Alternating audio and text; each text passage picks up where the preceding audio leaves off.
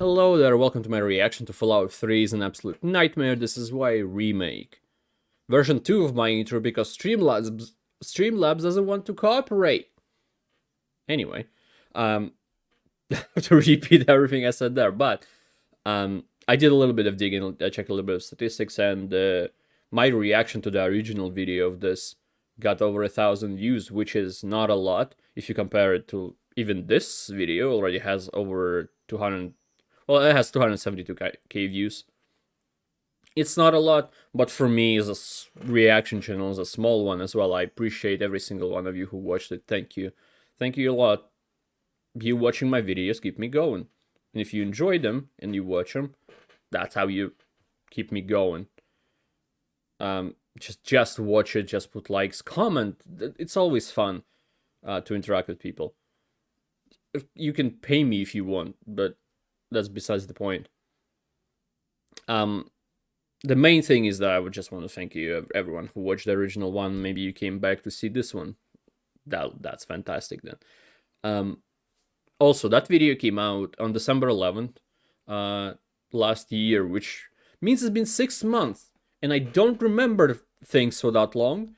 So if anything happens, like there's a skit playing and I'll say, oh, that seems new, and it's not, I just forgotten about it. That's just how it is. That's just how it goes. I think that's about it. So let's just start this one and see what happens in this. I wonder if there are new skits, if there are any thoughts changed, if any kind of criticism was left in the comments for the original one and they redone something like this. Maybe it will be said in the ominous intro. But without further ado, like, comment, subscribe, become a member. Let's begin. This video was originally demonetized and age restricted, so here it is re-uploaded with a lot less violence and some very creative censorship.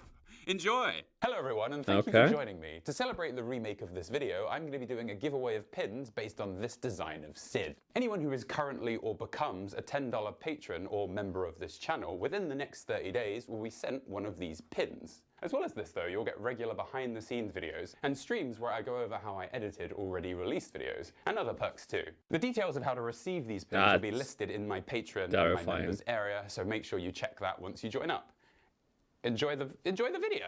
Fallout 1 and 2 were released only on PC, back when knowing how to run a game on a computer was essentially a specialist skill. So although these games were popular in the PC gamer circles, their cultural spread was somewhat limited. It was only when Fallout 3 was released that the Fallout series became a household name. After this, everyone had heard of it, even...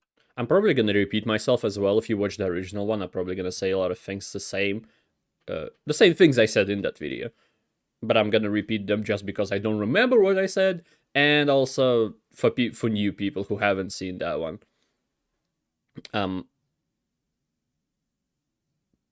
There was a point to it.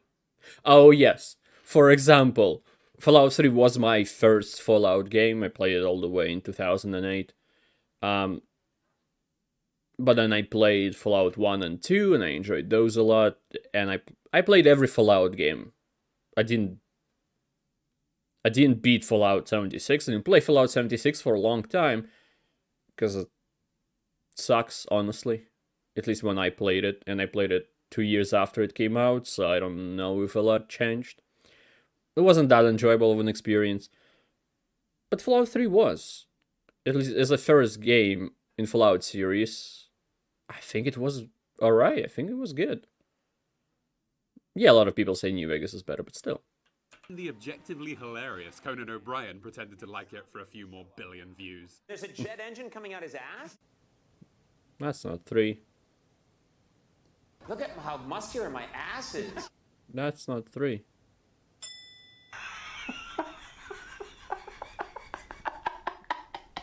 I think this wasn't the original. Before it were made by totally different developers, and this third game followed that trend. And so I'm of course talking about the objectively amazing Fallout Tactics Brotherhood of Steel. Yeah, this is the real Fallout 3. Look, here's the timeline. I played it for 5 minutes.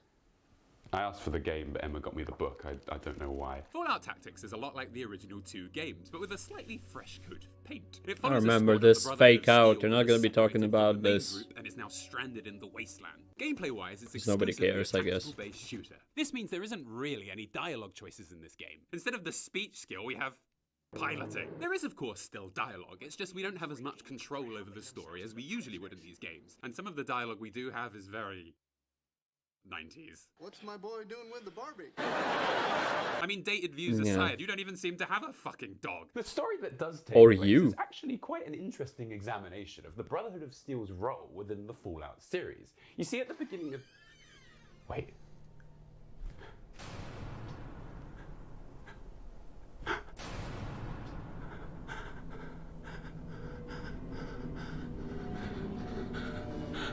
Oh, for God's sake!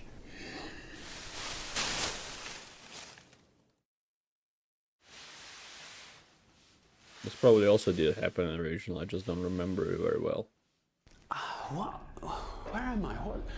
Oh, yeah. What's going on? Who did this? I do remember this. What's that over there? Hello, human. It is I, a mysterious stranger. Sid, is that you? No. Sid, you're the only talking cat I know. I know it's you. You haven't even masked your voice. Oh, hello, human. It is I, a mysterious stranger. Read this.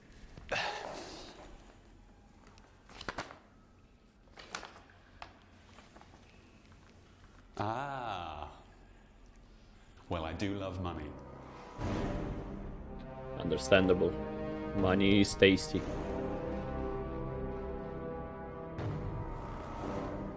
When Fallout 3 first came out, I thought it was amazing.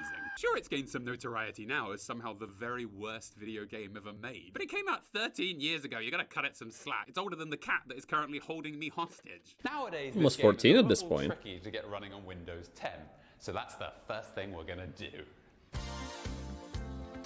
For some reason, all Fallouts share this problem. Like, 1 is a problem to run. In 2008, I probably played 1 and 2 in 9 or 10, which would make it Windows 7. So I had problems playing them on Windows 7. Especially Fallout 1. Fallout 1 has a... I know there is a glitch that just crashes your game at a certain point. I don't remember how I got past it, but I do remember getting past it. I think because there are multiple ways to progress. If you avoid one specific location, you can go. Anyway. Getting Fallout 3 Nobody to work cares. properly through Steam is genuinely an absolute nightmare. Bethesda, making a game that doesn't work properly? Windows 10 seems to be the main reason this game won't run, but the specific issues people have seem to vary wildly. For me, issue 1 in my cornucopia of errors was that the game simply wouldn't start. And after some digging, I found that this was because Fallout 3 requires you to have Games for Windows Live. What's that, I hear you ask? Well, Games for Windows Live, or KOFO, was an online gaming service used by Games for Windows. Was. If you're trying to play Fallout 3 through Steam, it simply won't run without this now non-existent piece of software. This is like a cookbook being distributed with its signature dish being roast fucking diplodocus. So after a significant number of tries, I found this fix, which lets you download the Games for Windows Live file that Fallout 3 Yes, is you looking need a for. DLL. It gives you the file. Why doesn't Bethesda just give us this file? The thing is, this is widely reported on Steam, and it's completely ruining Fallout 3's reputation. I just can't believe Bethesda is ignoring this problem, and thus allowing their flagship brand to bomb quite so Oh wait, that's right. Even Windows seems aware of this problem, and warns me every time I try to open the game that it probably isn't going to work. Are you sure you want to do this, man? I just care about you. Oh, hi. Me again. Just here to quickly say that this problem was fixed last month. 7 years Fallout 3 hasn't worked on Steam, and it was fixed 1 week after I finished my commentary. Did they do this on purpose? I think they're onto me. This isn't anything new, by the way. I If forgot open that up it was Skyrim VR fixed, without damn. first turning on my VR controllers, the game simply won't work, and I have to reboot all of Steam. And right now, Fallout 4 is so poorly optimized, playing it is like watching someone smear 2 playthroughs of the game together. Anywho, this fix meant that I could now play long enough to see the opening of the game, which is yourself being born. Are you a boy or a girl? See, this is what happens when you let Liam Neeson deliver your baby. I'm your daddy, little guy. I'm your daddy. You decide how your character looks, leading to the uncomfortable arousal of your own mother. Oh, very strapping. And it turns out to be so overpowering she immediately dies. I very enjoyed the beginning of Fallout 3 because I definitely did not see any game that did that before, and I can't think of a game that has it after. I guess Fable has it. The first Fable, when you play as a child and then you grow older as the story continues. But I haven't played Fable before Fallout. And I never beat Fable. So I don't know how far it goes. Anyway. It's hardly any surprise, though. Bethesda have always been really weird about killing family members we barely met. You're wheeled away while Liam Neeson provides life support and the game crashes to desktop. Oh good. A soul-sucking hour of troubleshooting later, and I found this guide that suggested a few different fixes. The one that was causing my issue, though, is that I shouldn't have been running the game in full screen mode. Well, isn't this much more immersive? So it fixed the crashing, and I was finally able to watch myself grow up in Vault 101. Notably, you get to experience Close to your 10th 9 birthday before it party, next and I must crash. admit, it's all very immersive.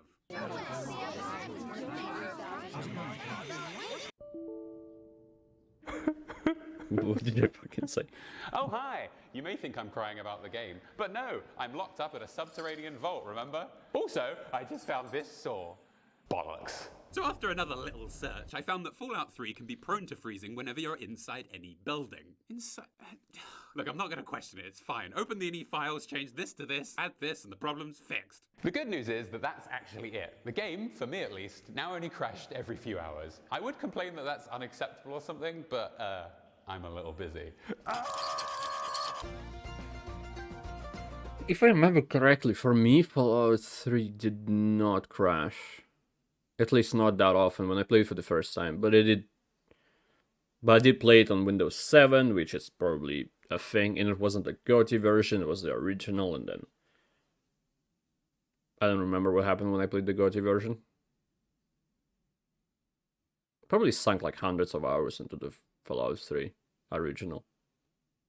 I did open every location. I think I used the perk that shows you every location on the map, and then I went to every single one to open them properly. It was fun. I liked it. I don't know if I will be able to do it again. As I said, the first few hours of Beginnings. this game are dedicated to you growing up in an underground vault, safe from the nuclear wasteland. And I Goat. love it. Fuck you. You grew up with your dad, voiced by Liam Neeson, and since he's the main driving force of the story, it actually makes a lot of sense that we spend a decent chunk of time with him. Sure, he's so two-dimensional, I'm worried that any moment he might collapse under the weight of his own hair, but what can you do? Take care, sweetie. I got out of here. And good luck. Bye, Dad. One day your father escapes from the vault, and as a result, the overseer, Mr. Nazi McNaz's son, issues your death warrant, because, I don't know, it's time for combat to start. Fortunately, your friend Amata finds you and gives you a gun to protect Censorship. yourself. There it That is. pistol, I don't think you'll win a fight against the whole security force. Oh, Amata, you innocent thing. I warned you all not to take me on, so we, peacefully escape. Walk out into the wasteland and catch our first glimpse of the real world. And from this point on, the entire game is open to you. You can go literally anywhere on the map. And my complex Yeah. thoughts about this can be summed up by plagiarizing Bo Burnham. Welcome to the wasteland. Have a Oh, look yeah, this around. happened. Any living things with brains to blow up can be found. We've got miles of train tunnels, some better, most worse. If empty rooms don't interest you, you definitely wouldn't be the first. Welcome to the wasteland! You know, I'm gonna stop there because of copyright issues. Now, before you all fucking murder me, hear me out. The first place I went to was Megaton, which, you know what, is a great location too, okay? Bam, I like it here. It looks just like the sort of place that would crop up in a post-apocalyptic world filled with garbage. Now, I will admit, finding your way around here is a bit of a Garbage challenge, day. but otherwise it gives us some of the game's most memorable characters and set pieces. We eventually meet Moira, Yeah. who's the main quest giver in this Megaton area. is probably the location that people know the most out of Fallout 3. And it's possibly because it's pretty much the first big location you've come across, but also just, it's a very good set piece, like having a city built around a bomb that didn't explode. Yet. And she sends us off to collect some landmines. We don't have any other pressing things to do, so we of course accept. And basically she tells us to travel from here to here. So off we go on our first journey. Now on the surface, this expedition we go on is fabulous. The visual style and soundtrack in this game work together to create a delightful atmosphere. You can also just listen to the radio. In this scene, I'm pouring a bottle of chewable toothpaste capsules into my mouth. They tasted terrible. Just like Skyrim, this game perfectly captures the wonder and thrill of exploration, and that's not an easy thing to achieve. But this game is so open and so incredibly large. Just look at all these locations you can visit. Look at them. Is it realistically possible that all these places are worth visiting? No. Sorry, No. The short answer is no. The long answer is fuck no. In the walk to get these landmines, for example, I stumbled across and explored in their entirety Springvale School, Scrapyard, Bethesda Ruins, and the MDPL Power Station. And I tell you now, none of these locations have a single character you can talk to or quest you can receive. Yes, there's a dog, but he can hardly hold a conversation. Aroo? I mean, he is a really good boy, though. Okay, Springvale School is a slight exception.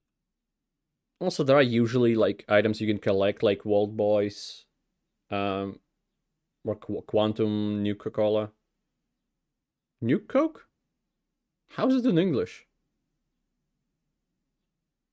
I have no idea. Forgot. Because obviously when I played the game, it was in Russian, because it was 13 years ago. And I haven't played much since. No, it's Nuke. Is it Nuke Cola? Nuke Cola? As it has one Fuck it. computer terminal, but it contains nothing more than a few lines of disappointing dialogue that quickly lead you to a dead end, and that's it.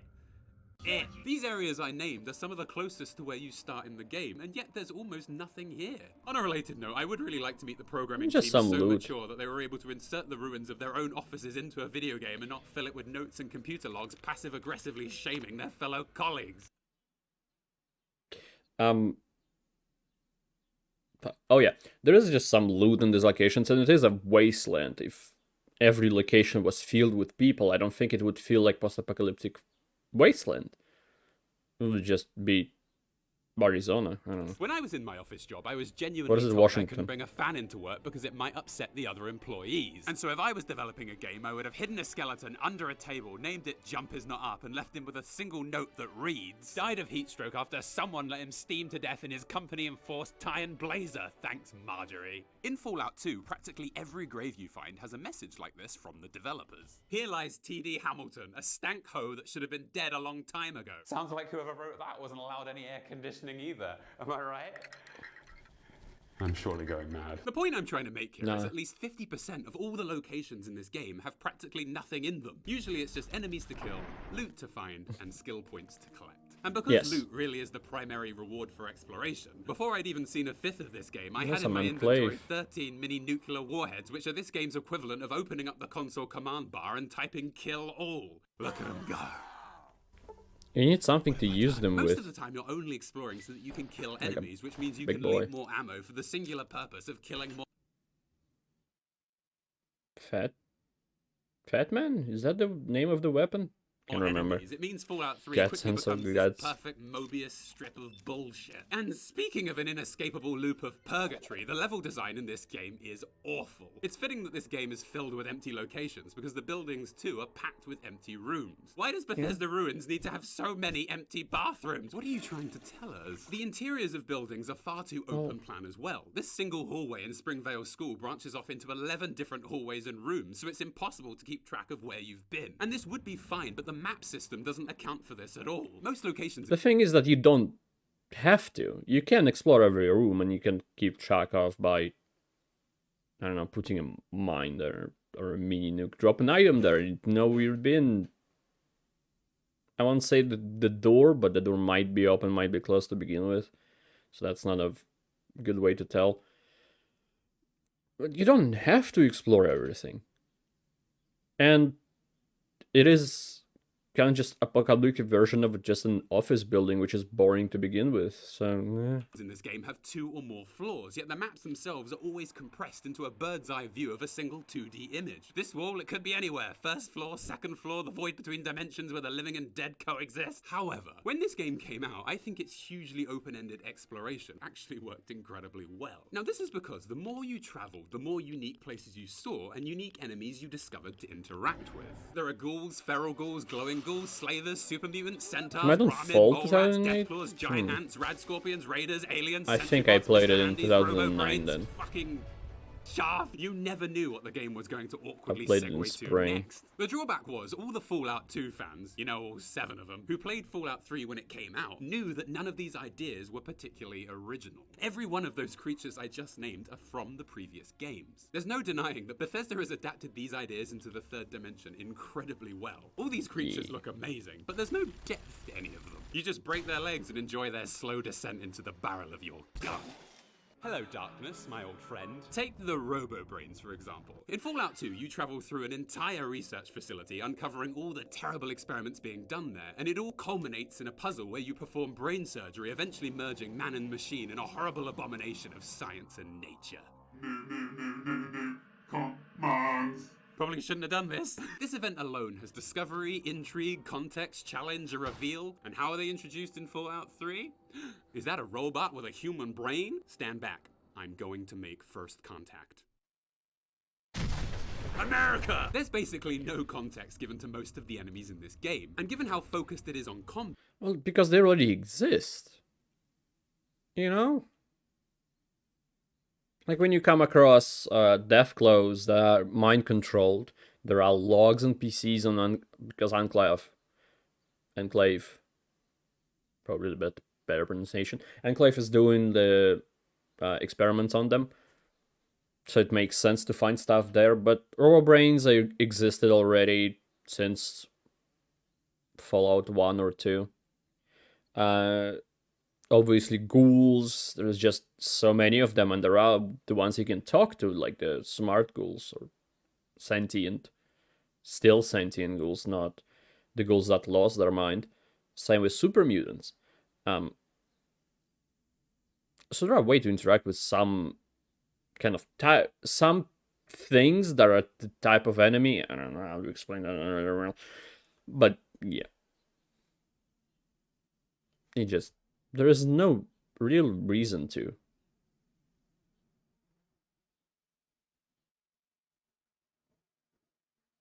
I think there's a plane going, or a helicopter. It's a huge misstep, as you have no reason to dislike any of these creatures. Like, who the fuck are the Talon Merc Company? I hear that you could have been useful.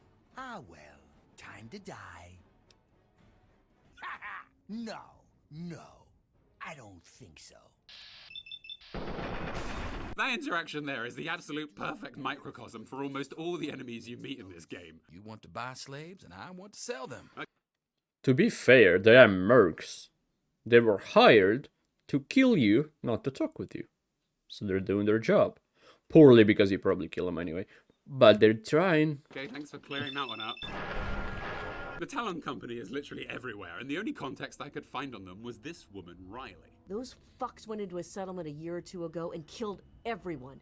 Women, children, everyone. That's the sort of crap Talon Company does. Well, that's a unique trait, except for the Raiders, Slavers, Super Mutants, Enclave. But don't worry, the Talon Company is different.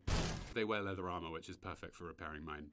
In a game so much also, better, they're not that drug has addicts. spawned its own fucking religion. You learn that there's a military group, And they have NCR, hierarchy, who in unlike one skirmish raiders. killed numerous innocent women and children. This all occurred at a raider settlement called Bitter Springs, but as you look into it, you find that this event is shrouded with misinformation. Even people who were at the battle give entirely different accounts of what happened. Some say the NCR's long fight with the raiders caused them to snap. Others say they misinterpreted military intel. You quickly realize it's not going to be easy to know who to trust, let alone side with. Bitter Springs acts not only to shed moral ambiguity onto basically everyone you meet in this game, it encompasses the overarching theme of New Vegas and Fallout as a whole, which is in one way or another war taints all that it touches, even those who seem to be trying to end the violence. All you can do in this game is analyze the conflicting Talk about New Vegas when you release a video about New on Vegas. which flawed ideology to support. Oh god, it's just so fucking delectable. So, Fallout 3, right?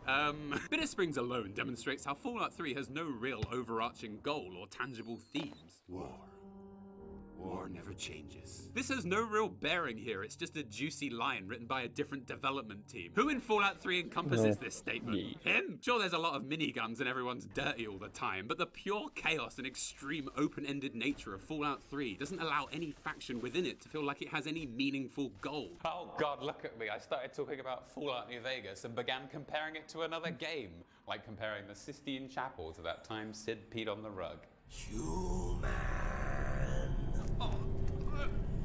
So you're comparing the game that came out after the game to the game that came out before. If it came out after and it's better, it's just a good thing in general. Because the sequel should be Now, you might think an after upgrade, all that in I my don't opinion. really like Fallout 3, but actually, I think it's really good. I probably should have started with this part. Sure, I have quite a few complaints, but between Fallout 3's avalanche of empty locations and forgettable factions, it has some of the best side quests I've ever played in a video game. There's a town filled with genetically modified fire-breathing ants with a mad science. Those monsters, they're gonna get me. An area overrun by deathclaws, a society of cannibals now turned vampires, a town menaced by an insane superhero and villain, a talking tree that quite understandably requests not to be set on fire. Is it Harold? Is that the name of the dude? It's a weird ghoul, but he was in Fallout 1 and 2, progressively becoming more tree-ish, and then that's his end. So it's more of an Easter egg than just a thing. No, I'm okay. I'm okay. Why do I always do this? My favourite location in You're possibly a the madman. whole game is the Dunwich building. You see, on its surface, this building is just an empty location with a bunch of ghouls to kill. It seems no different to the other 100 empty buildings this game has. But quickly you see there are several audio logs scattered around that captures someone's final hours here. You also witness a flashback, there's a door that swings open on its own. Even the lighting in this area is different from the rest of the game to fit the tone they're going. I remember this. It really creates an incredibly compelling atmosphere. It was very weird in comparison to any other thing. I'll just rest a while.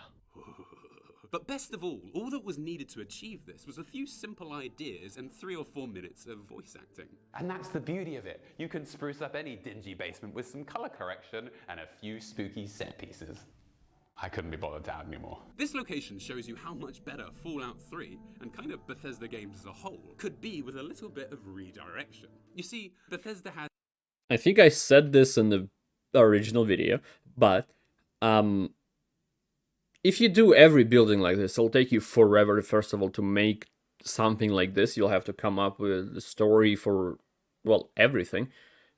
And then I think it's gonna become repetitive. This feels good. It feels like a breath of fresh air in comparison to the previous building to been to, or previous 1500 buildings you've been to, just because it's unique. And if every other building was like this, or every building, I think you'll be just explaining like, oh, was it this time?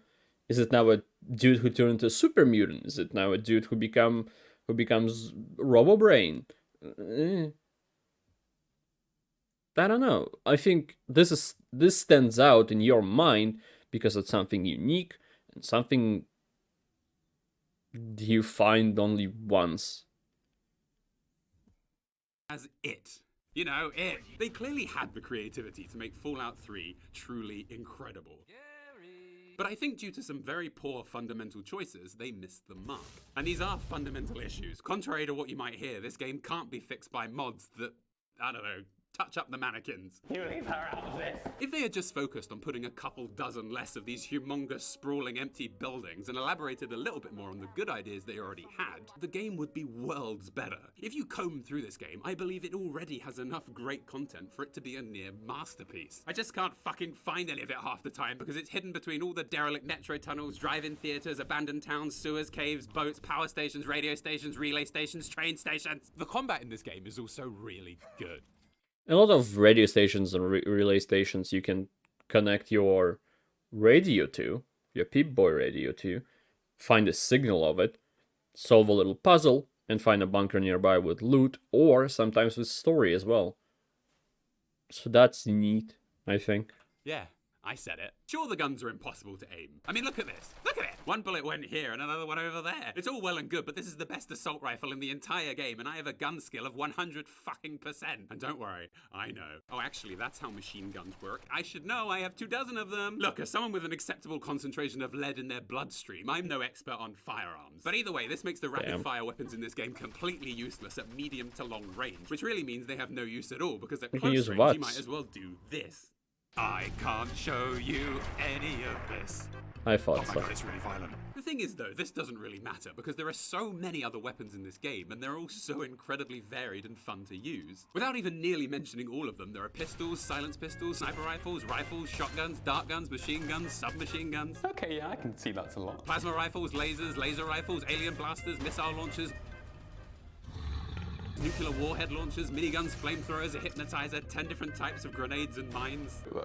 That's all of them, right? Axes, swords, blades, knives, chainsaws, bats, clubs, shovels, a sword that's on fire, a rifle that can pin body parts to walls, a giant metal fist, a giant claw. Now, I have always wanted a giant claw. Too late, human. I've really got to get out of here soon. Most of these weapons interact with enemies completely differently, so you can have fun for hours on end just messing around with them. Why must the empty face hole of a Mirelurk haunt my dreams forever? People apparently dick on the rocket launcher, but honestly they're nothing more than degenerate scum. To elaborate, the rocket launcher is a gun that can be loaded with pretty much any object you can find out in the wasteland. Yeah, so normally trash, finding this mostly. bag of yeast would obviously be a pretty boring event, but now, don't thank Waiting me, for... it's the yeast I can do. This varied selection of weapons, combined with the fabulous VAT system, means that although exploration itself can get pretty sparse at times, the combat usually stops it from ever getting too boring. Of course the combat in this series is great, it has to be. How else would Fallout Best Vegas be the pinnacle of all creation if it wasn't? I wonder when New Vegas video is gonna come out. Took quite a Fallout bit. 3's story certainly is a mixed bag. It took One that 6 contains months half before the Holy Grail and the other half Fallout 3 James DLCs to Corden's come out. autobiography. In this story, you need to find your missing father. Then once you do that, you need to help him de-irradiate all the water in the wasteland. And that's the gist. To do this, we need to explore a few different locations, and I'd say the first half of the overall story is pretty good. For example, when you do eventually find your dad, he's hooked into a virtual reality simulation controlled by a mad scientist whose only goal is to torture its inhabitants to gain some kind of existential satisfaction. His name is Stanislaus Brown, yet he spends all his time disguised as a little girl. Certainly not what I had anticipated. It's great! To be fair, there's not a lot to interact with once you join this reality, but what makes this experience fun is Braun himself and his motivations. He's been given some really great depth beyond just being a madman. For example, it seems that this simulation was once actually a ski resort, and you can find one of his diary logs from that time. Yesterday, Dithers slipped on the chalet's icy stairs. She went airborne and managed to impale herself on the wrought iron fence. It was spectacular and completely and utterly random. I respect all cultures equally highly. Is there anything more sublime than bold crimson on fresh fallen snow? He talks all the time about being sick of creating specific torturous events for the people unknowingly trapped here. That's why he loves for random. organic or creative suffering for them. It's clever. I like it.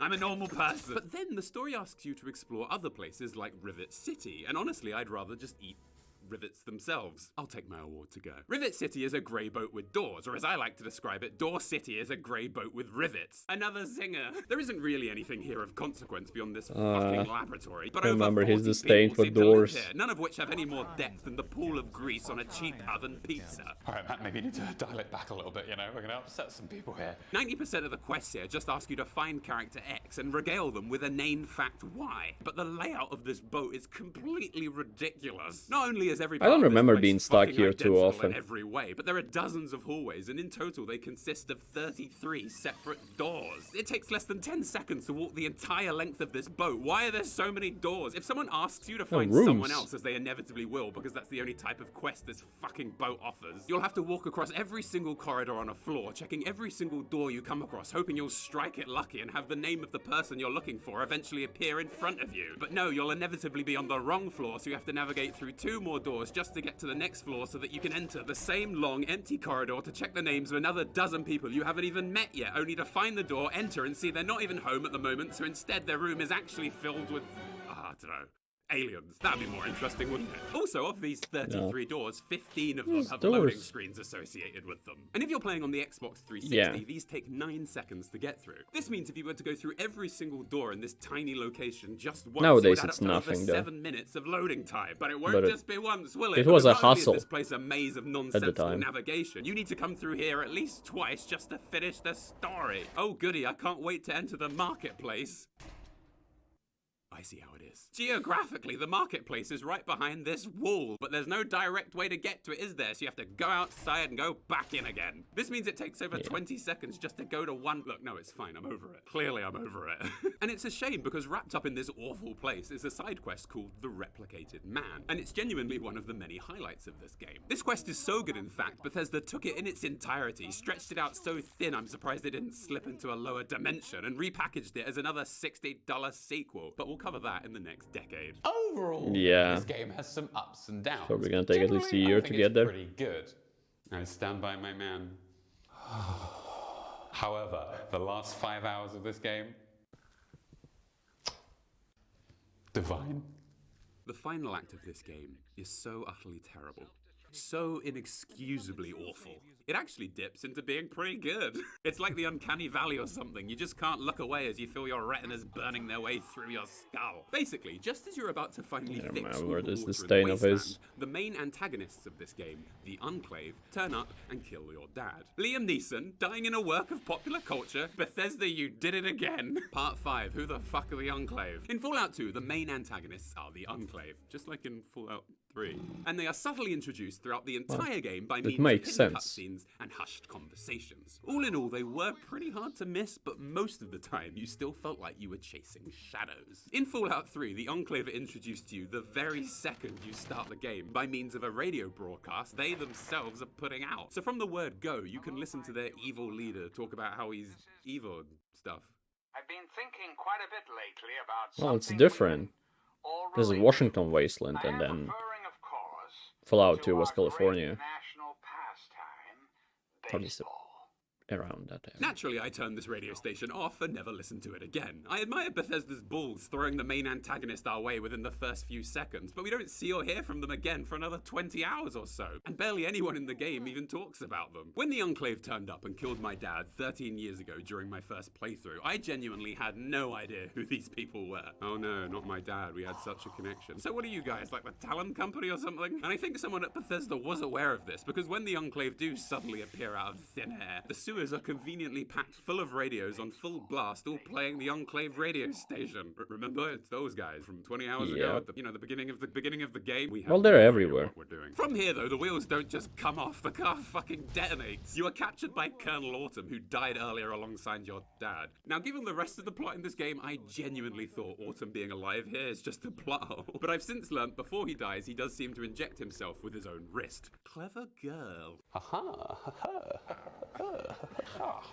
Which must be how he survives. So Autumn captures you and then later on revives you. So, you're awake. Jesus Christ, what am I doing? Autumn revives you in what seems to be the Enclave base. Well, it is the Enclave base, and asks for the code to start Project Purity. We tell him we don't know, and thus begins a battle of wits, the likes of which the world has never seen before or since. You lie. He fucks off, and the president, who's in charge of the entire Enclave, asks you to come and meet him. You leave your cell and immediately encounter the horrifying amalgamation of every single one of Bethesda's voice actors. You're supposed to be in that holding cell. You're not going anywhere. If I had a sister, I'd sell her in a second. What are you talking about? It's yours if you bring my claw back. Please, get away from me. It's amazing, this guy voiced half of every Bethesda game. Anyway, sorry. I worked my way towards the president, murdering everyone in the base, and no one even seemed to notice. I genuinely started to feel a little bit bad towards the end. Eventually, I made it to the leader of the Enclave, the sentient supercomputer, the president of the United States, John Henry Eden. This has to end, Eden. You need to destroy yourself and this. Yeah, I remember he didn't like this. Perhaps you're right. I'm sorry, what? Immediately after meeting Eden, I was offered 3 separate options, all of which lead to him inexplicably committing suicide. In the first option, you ask him to, like I've just shown you, and he complies. The second method is to convince him using science. You can't be president. You're an abortion of science. You need to die. Really? Do go on. Only a human can be president, not some computer. Go on. Shut yourself down. Shut this whole place down. Self-destruct sequence initialized. Oh, come on, man. At least try and fight back. And the final way to win is two is a rooms prior computer. to this one. You find a code in a It's footlocker okay. that if you say it to him, he will start his self-destruct sequence. Who wrote this? Convincing this advanced supercomputer not to kill himself and everyone else around him is genuinely the real challenge. Just for context, John Henry Eden is a self-aware AI that has spent the last 200 years learning how to govern by studying in depth all of the past actions every president of the United States has ever made. Oh, I get it now. It all makes sense. What in the world? Like, they should have done a very, like, secret way to do it. Only if you have enough speech, only if you have enough science, only if you find a code. One of these, not all of these. So I get the criticism here. What was Bethesda thinking? Talking Wait, your way obvious. past the final boss in Fallout 1 was so difficult, working it out was basically an Easter egg. So after my miraculous escape, we visit the Brotherhood, who are basically the goodies in this game, and we convince them to help us finish off what's left of the Enclave. They of course agree, and we all leave to take them on. I mean, this is a little awkward. I don't know if this is really the time for this. Oh, for God's sake, now what's happening? What makes this event even better is this is basically a cutscene. There's only one way in and out of this room, so Lions will always go this way, and Forks will always be standing here because he literally joined my party 30 seconds ago as part of the main story. How did this happen? How did they get this so wrong? You then fight the Enclave in the Can you street. get without don't really Fox? have an I think you impact on can. the sequence as Liberty Prime, the bringer of all destruction, doesn't Love him. work. I guess you have to hand it to the Enclave. They really aren't scared of certain doom. We eventually make it back to I Project love Purity Liberty and once Prime. again bump into the bastion of intellect that is Colonel Autumn. You again. You again. You again? You again? Why do people keep saying you again? Just walk away. It's not too late. Very well. How can I be sure you won't just shoot me once I turn my back on you? Well, you're just gonna have to trust me. Guess I shouldn't be surprised that you just let him walk away. It's amazing the world hasn't beaten that out of you. We then go to Project Purity, but to activate it, someone has to enter the chamber filled with radiation from earlier. Fortunately, a few hours ago, we met the all-knowing divine entity that is our true I remember Lord and this. Savior, Forks. I fucking love you, Forks. Being a He's supermutant, cool. Forks is practically immortal, so we send him in to deal with this tough situation. No, I'm sorry, my companion, but, no. Forks, what are you doing? Everyone's looking at us, Forks. I told these guys you were cool. So Forks adamantly refuses to save the day. But it doesn't make any sense. This exact contrived scenario literally happened about an hour ago when he offered to enter a high radiation chamber for us to gather the get. Why He don't we wanted just do that. this again? And now Through it you all, I, want of it. course, stay calm and So gently fuck voice you. my opinion to him. Yeah. I bet you feel bad. So I enter the chamber, realize I have no idea what the code is to start the purifier, and I die, leaving the world the exact same way I found it, just like in real life. End. 2 out of 10. Don't see me. But you know what really squirrels my stick? What really refines my punger fruit? When you complete Fallout 1 and 2, you are told over a series of still images the specific impact your adventure across the wastes will have on the world. As a basic example, in Fallout 1, there's a group of raiders that you encounter early on. If you let them all live, the ending of the game includes this cutscene. The Desert Raiders pillage most of the northern parts of New California. They are a scourge that lasts for years. Now this of course will change if you decide to kill the raiders, but what's so clever about all this is not only do you feel responsible now for letting the raiders go, it makes you want to play the game again differently. It fleshes out the game world. It makes you feel like this world existed before you and will exist after you. And best of all, it requires very little For some reason work I to do thought this beyond Fallout a 3 few had lines that. of voice acting and some stock imagery. Honestly, I always thought Fallout 3 did have an ending like this, but it Same. doesn't. It just tells you some garbage Maybe it's about only what after an asshole you DLCs. are. But the child refused to follow the father's. But he didn't say anything about And then the game ends. that in the said doing DLC what review, so Fallout maybe 1 and not. 2 did would be easy. So I'm going to put my money where my mouth is and do it for Fallout 3. Bring it on. Following the deactivation of the bomb in Megaton, several of the children of the apocalypse left in search of other perilous icons. These outcasts eventually settled at what is known as the West Tech Research Facility in California, where they ultimately perished, wreathed in its glow. With Harold's death, so too died his influence.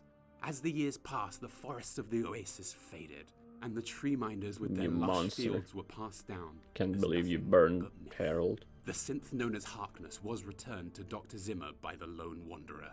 Yet on their long journey back to the Commonwealth, they were ambushed by more compassionate souls, and Harkness was once again reclaimed as a free man. The Lone Wanderer killed almost 450 Talon Company mercs, but they were still everywhere in the wasteland. It's almost as if no one gave them any thought at all. The only thing that really changes the ending of this game is whether or not you activate the purifier at the end, which I, of course, didn't do.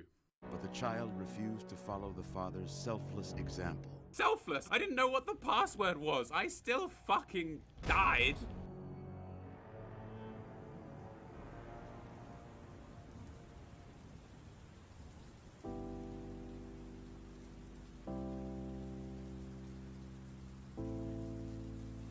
You're leaving your basement? Did you purify your cat? I interest you in everywhere, all of the time. A bit of everywhere, all of the time.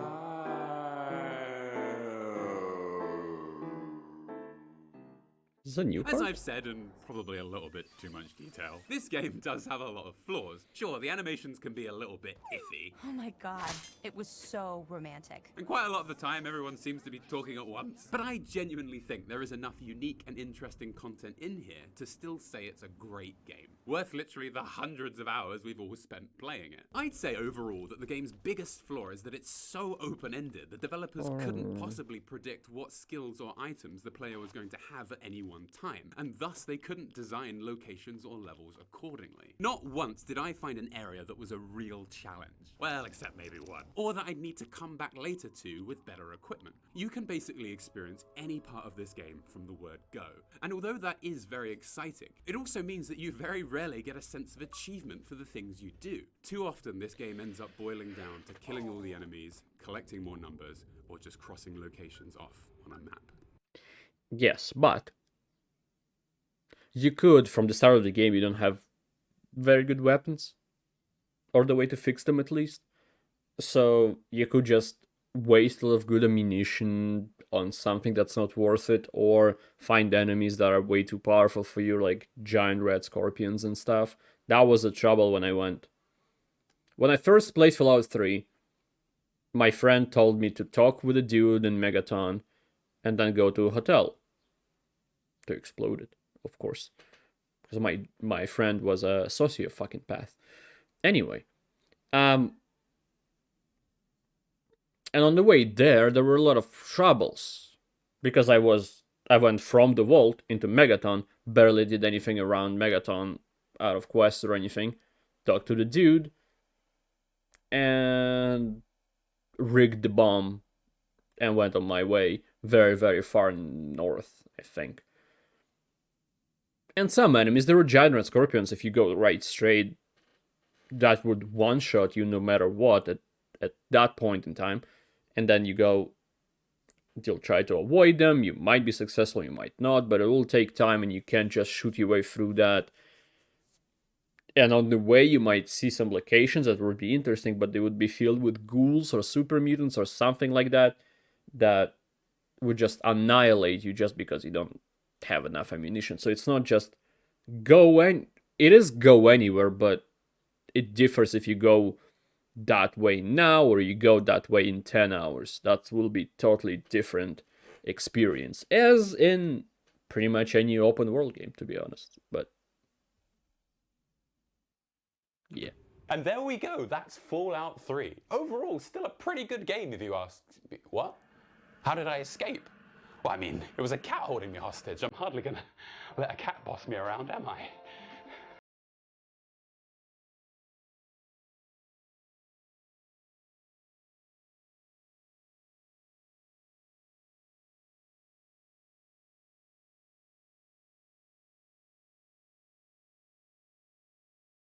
I couldn't, if you ask. You again really makes me wish for a nuclear winter. And there we go, that's the proper ending. And remember, if you want to get one of these SID pins, you just need to become a $10 patron or channel member now. The details of how to receive the pins will be listed in those areas. Thank you all for watching, and I have merch as well if you're not into pins. I don't know, salesmanship. Thank you everyone for watching, and I hope you enjoyed this little remake.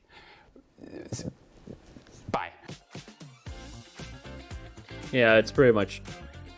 I couldn't, if you ask me, I couldn't tell you what the difference is that much, except for the intro and the outro and the censorship. So I pretty much did a reaction to the same video again. I hope you enjoyed. I hope I said something new that I didn't say before. I hope my reaction is a remake to make it better. I don't know. I hope you did enjoy it, but this really was... I enjoyed rewatching the video, don't get me wrong, but I don't think it was worth a reaction. I'm gonna still release it anyway because I have plans and I don't care, but I do care, but still, I did spend 15 minutes doing this. But again, I hope you enjoyed. Thank you for watching this, I appreciate it a lot, and I hope to see you next time. Goodbye. Have a great life, because one of us has to.